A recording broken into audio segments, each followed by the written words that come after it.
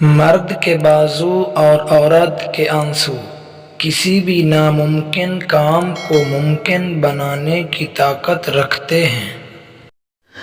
کچھ عورتیں اتنی خوش نصیب ہوتی ہیں کہ ان کے پسندیدہ مرد ان کو پانے کے لیے دنیا سے لڑتے ہیں اور اللہ کے آگے روتے بھی ہیں، صرف اس لیے کہ انہیں اپنا محرم بنا سکیں۔ مرد کا دل سمندر کا مانند ہے، وہ چاہتا ہے کہ بہت ساری رنگ برنگی مچھلیاں اس میں تیریں، جبکہ عورت شارک بن کر اکیلی تیرنا چاہتی ہے۔ عورت جب آئینہ دیکھتی ہے تو اسے کوئی نہ کوئی مرد بھی وہاں نظر آتا ہے۔ مرد نے ہمیشہ عورت کو نرم و نازک اور حسین لکھا، عورت نے جب بھی لکھا مرد کو ظالم ہی لکھا۔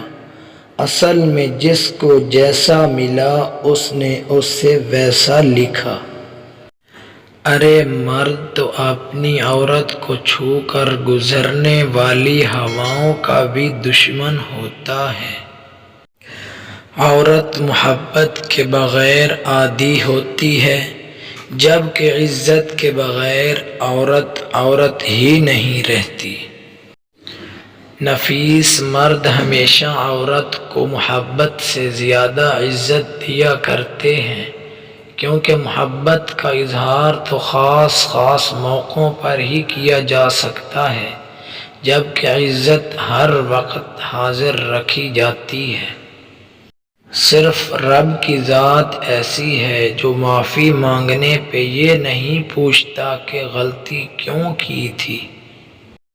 محبتوں کے عادی لوگ لہجوں کی سختیاں برداشت نہیں کر سکتے۔ جو عورت آپ کے لیے بار بار روتی ہو اسے آپ سے پیار نہیں بلکہ سچی محبت عشق ہوتی ہے۔